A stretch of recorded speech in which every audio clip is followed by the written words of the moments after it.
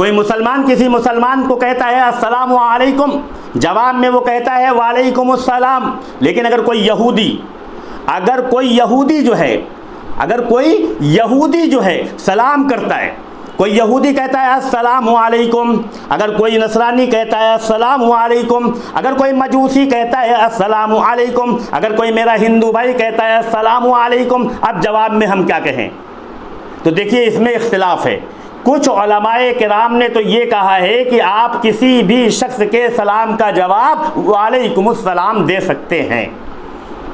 اور دلیل کیا دیتے ہیں؟ دلیل یہ دیتے ہیں کہ حضرت آدم علیہ السلام میں بھی کیا کہتے ہیں جو کیا کہتے ہیں غیر مسلم تھے، جو آدم کی نہیں مانتے تھے، اس میں بھی یہی رواج تھا. خود قرآن کہتا ہے قالوا سلاما وَإِذَا خَاطَبَهُمُ الْجَاهِلُونَ قَالُوا سَلَامًا. یعنی کہ جب کوئی جاہل ملے تم کو تو اس کو سلام کر کے گزر جاؤ.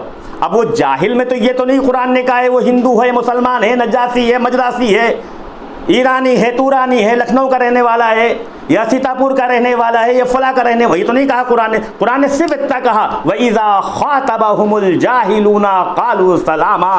اور جب کوئی تم کو جاہل مل جائے تو کہو قالوا سلاما. قالوا سلاما کا لفظ آیا ہے، قالوا آداب نہیں فرمایا آداب کرو، قالوا سلاما. تو ایک قرآن کے حوالے سے تو یہ لگتا ہے کہ آپ اس کو جواب وعلیکم السلام کا بھی دے سکتے. ایک بات.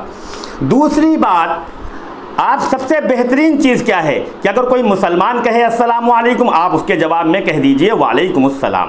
لیکن جب کوئی غیر مسلم آپ سے کہے نمستے تو آپ اس کے جواب میں نمستے نہ کہنا، بس اتنا سمجھ لیجئے. ہم آپ سے ریکویسٹ کرتے ہیں، کیونکہ نمستے کا مطلب کیا ہے؟ نمن. ہم اپنے شیش کو آپ کے سامنے جھکا رہے ہیں نمستے. اور چونکہ میں نے یہ بات زبان سے کہہ دیا تو ہمارے دل میں یہ ہے، تبھی تو میں نے کہا. اور یہ سر اللہ کے علاوہ کسی کے سامنے بھی اگر جھکتا ہے تو جھکانے والا مشرک ہے اور شرک کرنے والا ہی مشرک ہوتا ہے. اور مشرک کے بارے میں مفتی کفایت اللہ صاحب اپنی کتاب تعلیم الاسلام میں لکھتے ہیں کہ مشرک کبھی بھی جنت میں نہیں جائے گا، مشرک کبھی جنت میں نہیں جائے گا.